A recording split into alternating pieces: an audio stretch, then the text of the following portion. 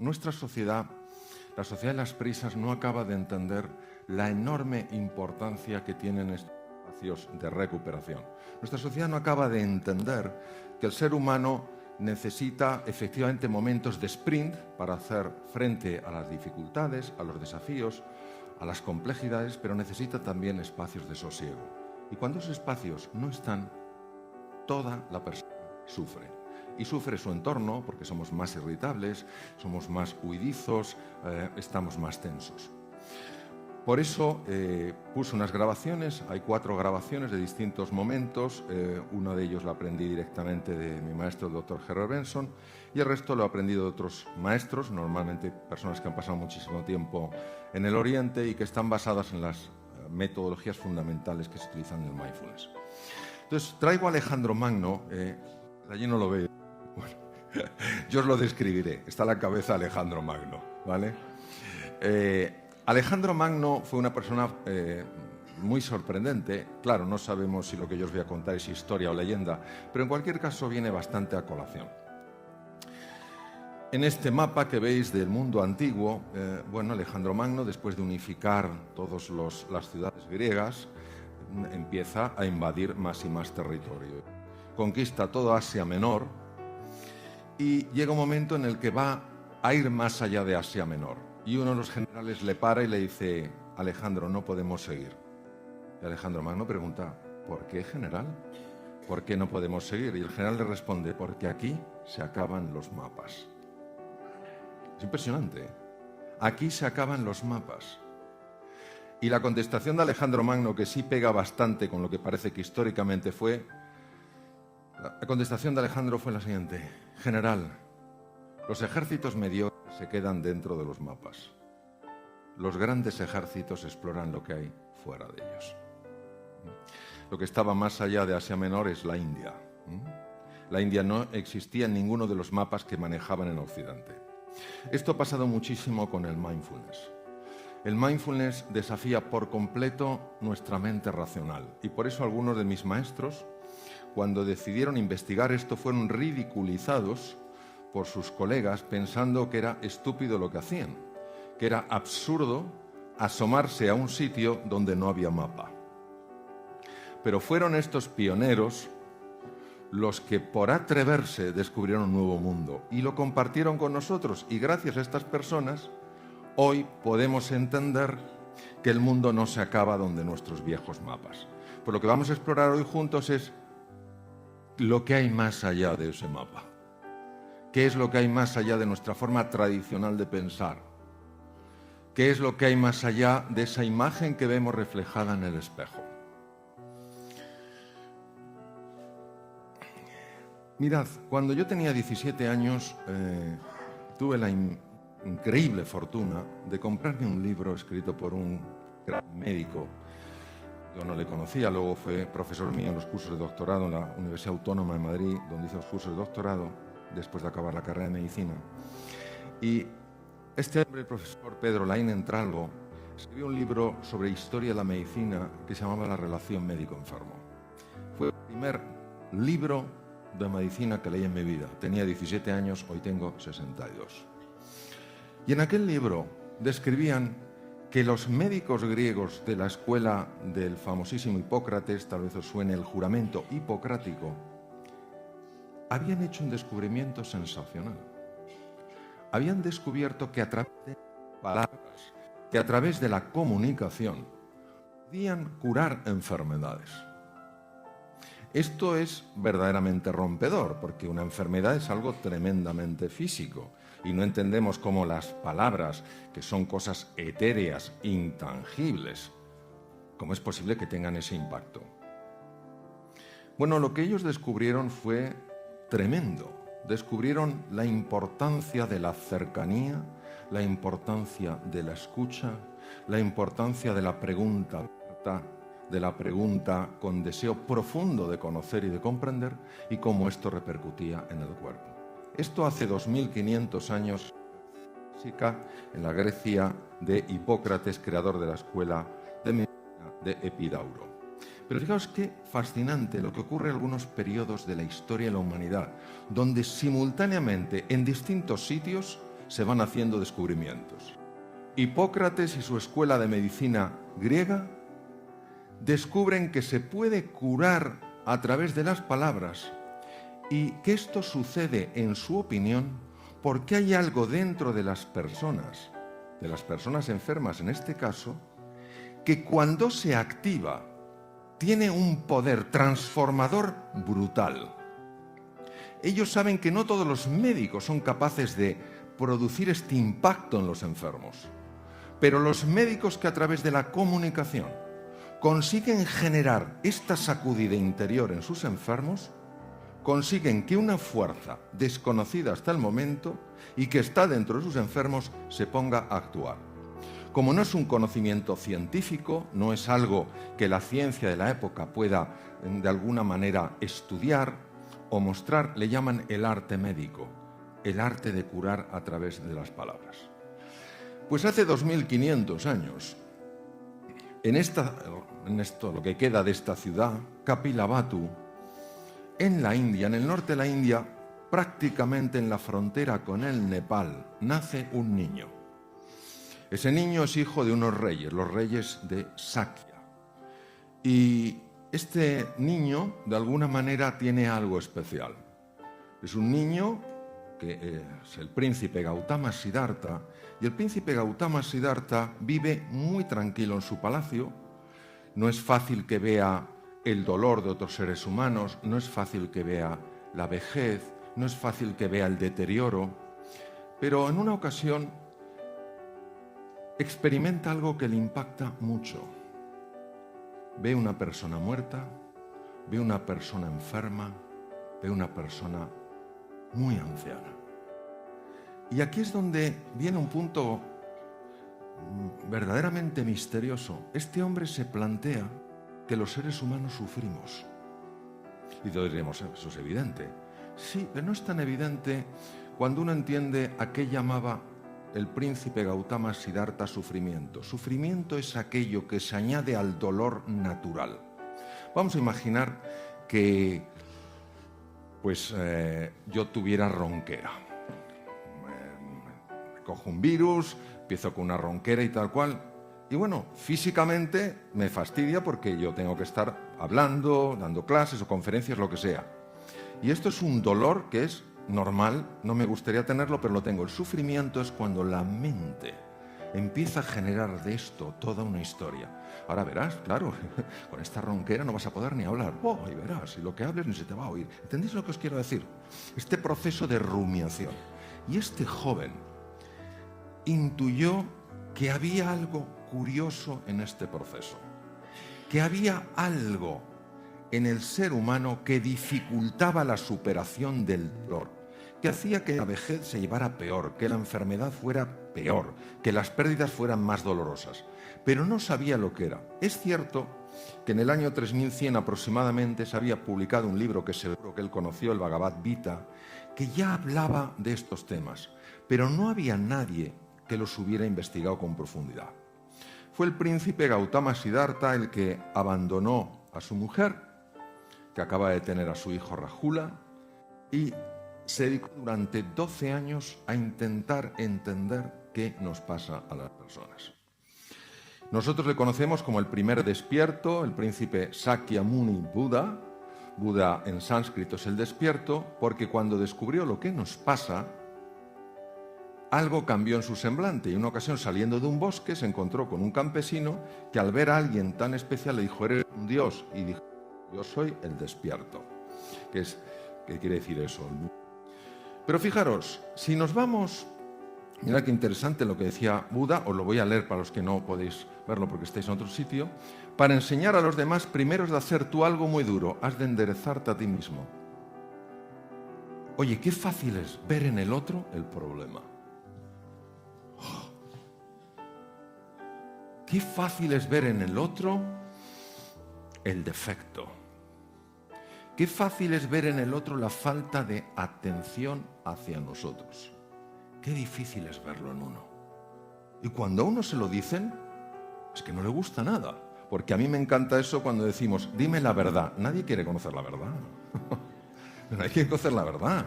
Tú te vas a un restaurante y te llega a lo mejor el chef y te dice, ¿le ha gustado? Y antes de que conteste, se ha ido. Yo recuerdo una ocasión en Madrid, en un restaurante, se acercó el chef, dijo, ¿le ha gustado? Y digo, sí, está muy bueno. ¿De verdad? ¿Le ha gustado? Digo, no puede ser, este quiere conocer la verdad. Sorprendente. Digo, no, todo muy rico. No, pero de verdad, ¿no hay algo que yo pueda mejorar?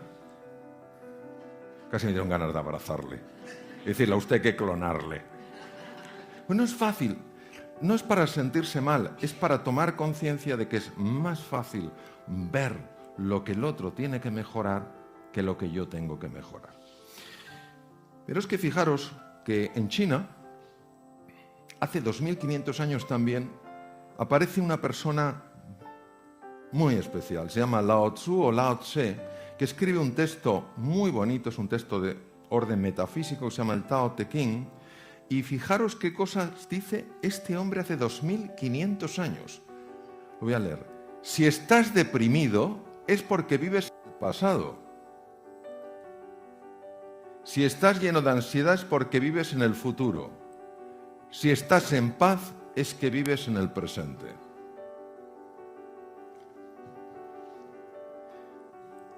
Cuando uno va para atrás, ¿nos da la sensación de que casi siempre es para lamentarse por algo que hizo o dejó de hacer?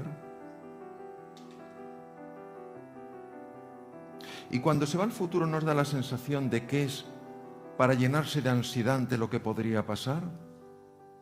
Es increíble. ¿Qué engaño más sutil de nuestra mente? Si no vamos para atrás para aprender. Mentira. ¿Te quiere llevar para atrás para que te sientas culpable o avergonzado?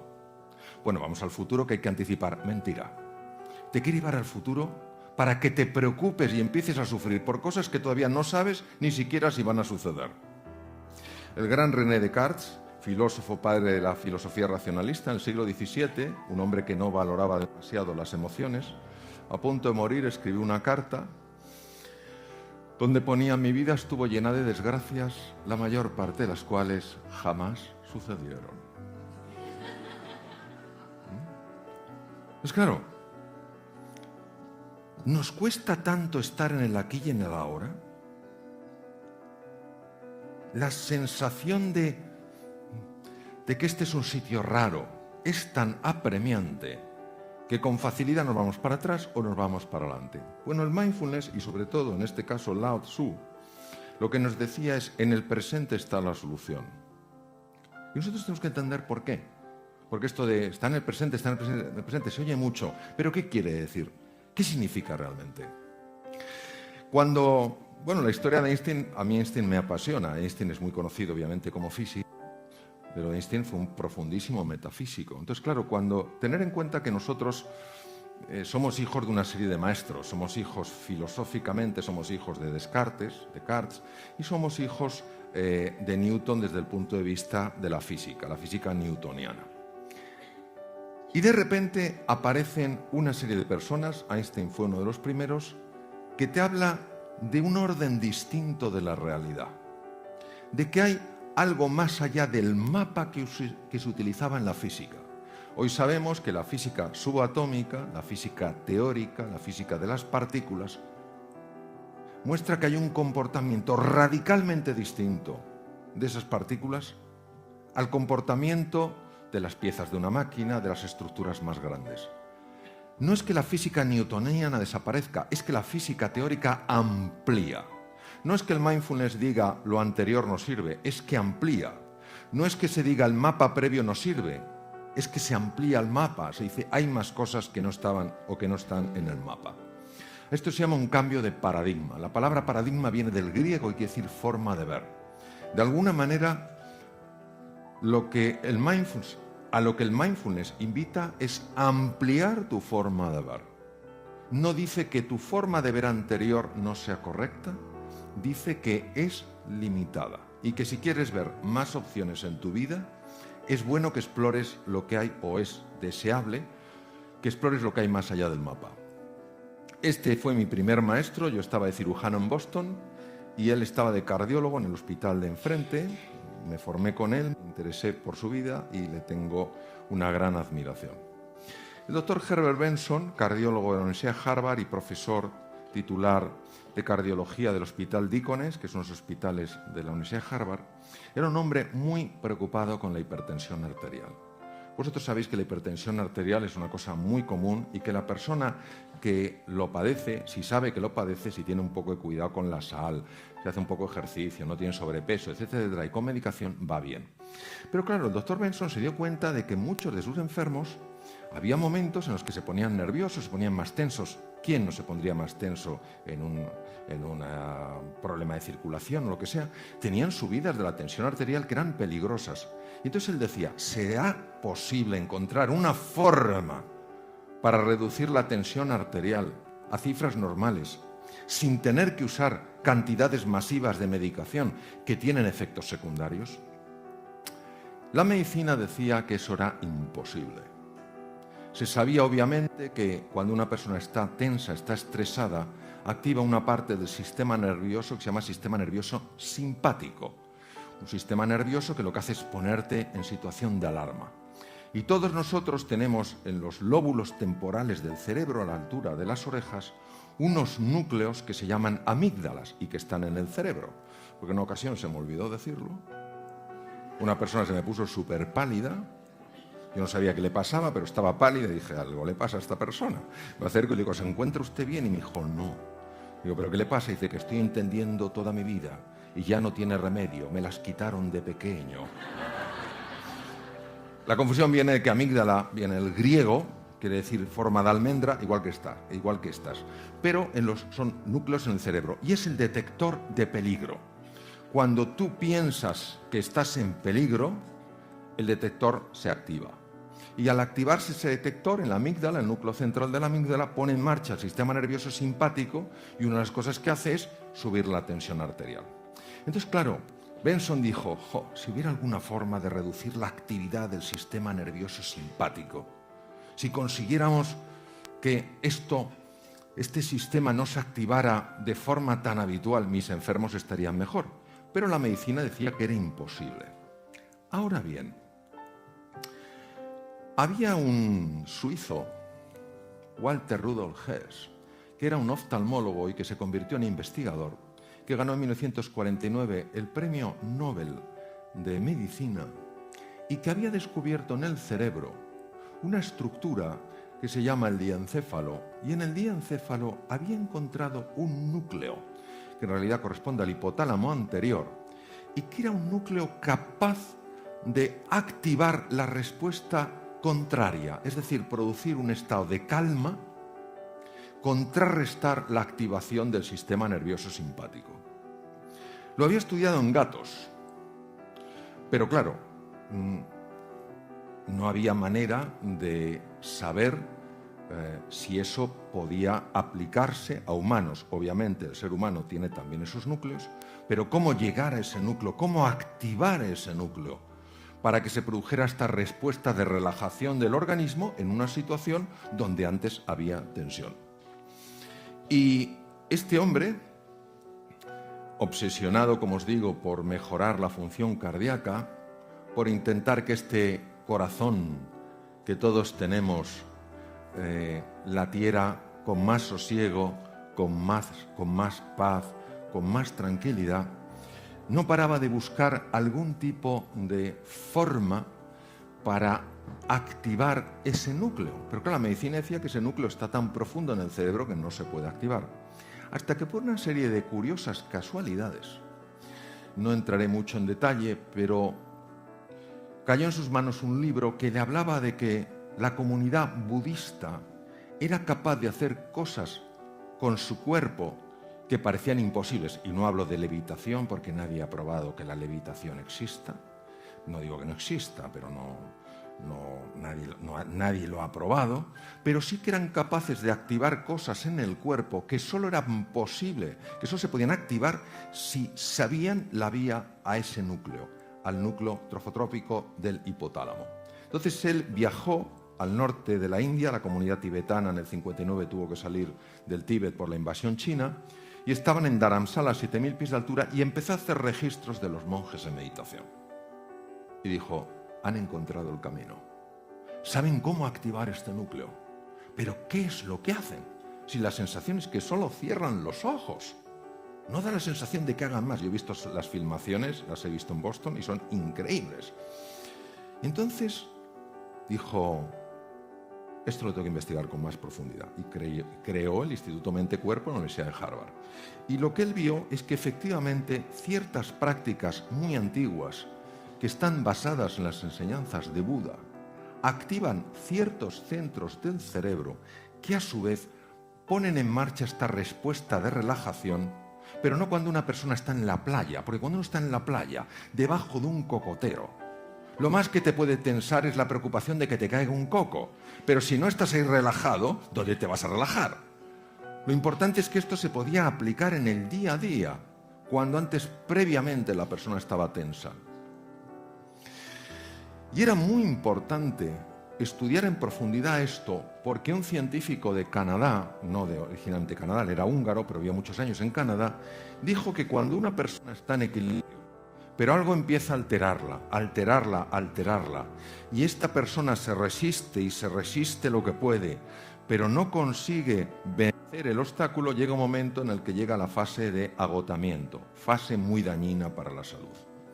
Entonces Benson dijo, si yo consigo estudiar a fondo esta respuesta, si veo una forma sencilla de enseñarla a mis enfermos, ten en cuenta que era cardiólogo y es lo que quería, enseñarla a sus enfermos para que estuvieran mejor, puedo conseguir beneficios. Y fue el primero en la historia que empezó a hacer registros médicos para ver lo que pasaba en estos estados meditativos.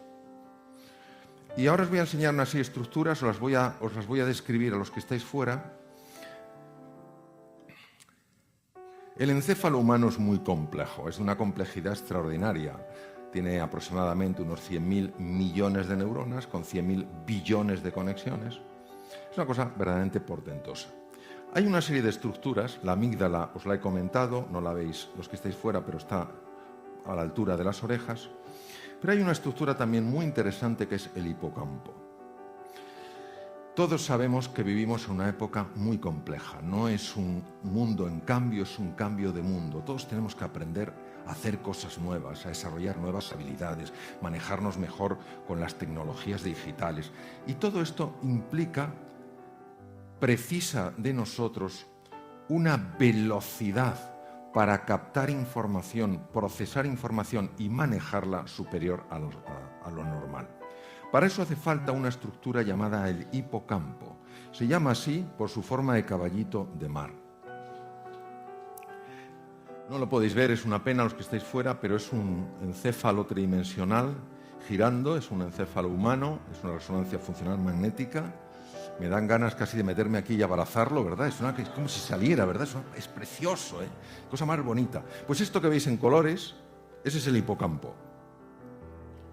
Pues una de las cosas más fascinantes que se vio es que cuando una persona entra en estos estados de calma interior, de sosiego, de paz, donde, fijaros, no huye del mundanal ruido exterior, huye del ruido interior, de esta mente que es como una jaula de grillos, que es un parloteo constante, que te hacen una faena por la mañana y estás todo el día, anda que la faena que me hizo, menuda faena he hecho. Pero esto no se queda así, esto no se queda así. Y por la noche, no en el día siguiente, tengo que pensar cómo devolver la faena. Pero es que parece que nos convertimos en vaca rumiando. Bueno, pues una de las cosas que se observó, sobre todo por la doctora Zara Lazar del Hospital General de Massachusetts, también dentro del grupo de Harvard, una de las cosas que se observó es que cuando uno consigue no parar ese parloteo, porque ese parloteo va a seguir, es lo que hace, es lo que fabrica la mente, lo que se llama la mente dualista, pero cuando tú consigues que no te atrape, entonces los hipocampos, los centros de la memoria y el aprendizaje aumentan en volumen. Fijaos la importancia que esto tiene. Es decir, el ruido mental reduce tu capacidad de aprender, reduce tu capacidad de procesar la información, reduce tu capacidad de incorporar nuevas habilidades. Claro, para poder ver esto, Ha hecho falta el desarrollo de tecnologías muy complejas como la que os he mostrado, de resonancia, funciones magnéticas, etc. Este es otro de los grandes pioneros. Durante una época coincidieron el doctor Herbert Benson y él. Él es biólogo, especializado en microbiología, tiene un doctorado en microbiología por el Instituto Tecnológico de Massachusetts, que está al otro lado de Boston, está en la ciudad de Cambridge, enfrente de Boston.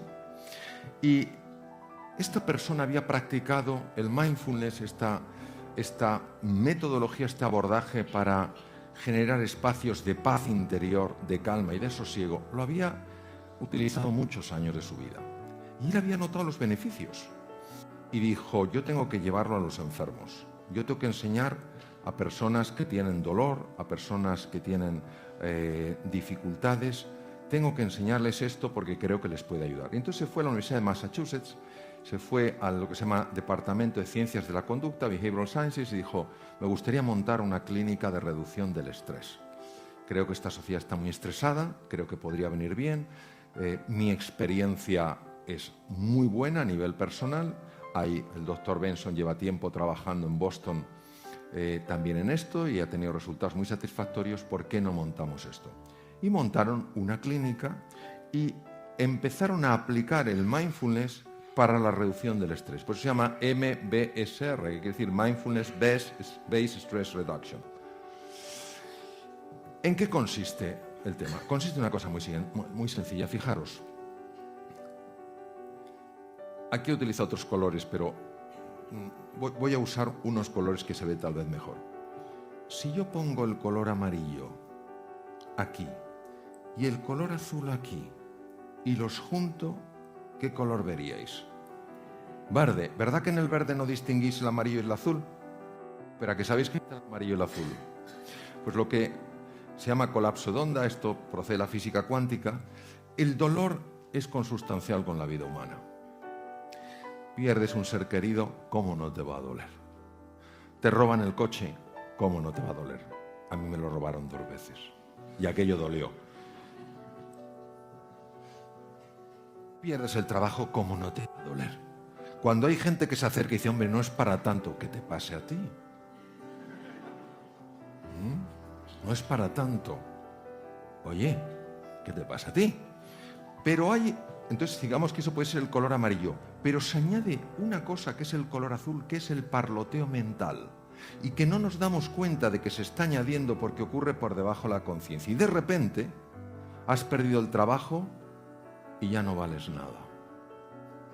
Has perdido un ser querido y ya tu vida no tiene sentido. Te han robado el coche y ya la gente es mala. ¿Entendéis lo que os quiero decir? Como ocurre por debajo de la conciencia, uno no lo entiende, no sabe lo que le está pasando. Lo que hace el mindfulness es separar la onda. El dolor tiene que estar, es parte de nuestra naturaleza, pero el sufrimiento es una creación de la mente humana. Este es otro de mis maestros, el profesor Judson Brewer. Él trabaja en la Universidad de Massachusetts, es una persona maravillosa, además un extraordinario, toca maravillosamente el violín. Y ha descubierto algo sumamente interesante con la práctica del mindfulness. Esto lo he sacado del libro, lo voy a describir. ¿Quién de vosotras no ha tenido la siguiente experiencia? Va en su coche y de repente llega donde tenía que llegar, pero no sabe cómo ha llegado. ¿Me entendéis? Va en piloto automático. Pensando tal cual. ¿Pero verdad que es una cosa llamativa? Como si alguien te estuviera conduciendo el coche. Hubo una serie de investigadores que descubrieron que hay un circuito, que es el circuito de Fenner, la red neuronal por defecto, Default Network, que se encarga de actuar como piloto automático. Pero este circuito tiene un problema. El problema es que cuando estás en piloto automático, primero, la posibilidad de tener un accidente se multiplica muchísimo. Y segundo, que este piloto automático es lo que se llama the wandering mind, la mente que divaga, y que es la fuente de la infelicidad. Estar en piloto automático. Estar en piloto automático. ¿Cuándo uno está en piloto automático? Uno está en piloto automático cuando en una conversación dejas la cara puesta y te llevas la olla a Camboya. La cara la dejas, estás en piloto automático. Entonces la persona ve que tú la miras, pero sabe que no estás ahí. No sabe dónde estás, pero sabe que ahí no estás. ¿Entendéis lo que os quiero decir? Entonces, eso que se llama The Wandering Mind, dice, The Wandering Mind is an unhappy mind. La mente que divaga es una mente no feliz. No podemos entrar en la construcción del yo porque nos llevaría mucho tiempo, pero es interesante que sepáis que la práctica del mindfulness interfiere directamente en este circuito. Interfiere en este circuito. Por ejemplo, nosotros comemos automáticamente. Nosotros no comemos con el cuerpo, comemos con la mente. Es como si el tenedor o la cuchara tuvieran vida propia. ¿Sabéis? O sea, según ya te está entrando el bocadito, ya el tenedor se está lanzando por el otro. Y luego, cuando uno ha comido, dices, me he pasado.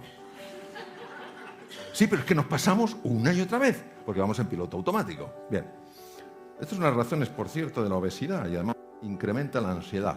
Bueno, pues lo que demostró el doctor Judson Brewer con una serie de experimentos elegantísimos es que cuando nosotros nos abrimos a este espacio de sosiego, de paz y de tranquilidad, empezamos a interferir con ese circuito. La ventaja es que el circuito automático está a su vez interfiriendo con un circuito importantísimo para mantener la atención, para aprender, para estar concentrado y para darte cuenta de lo que está pasando a tu alrededor.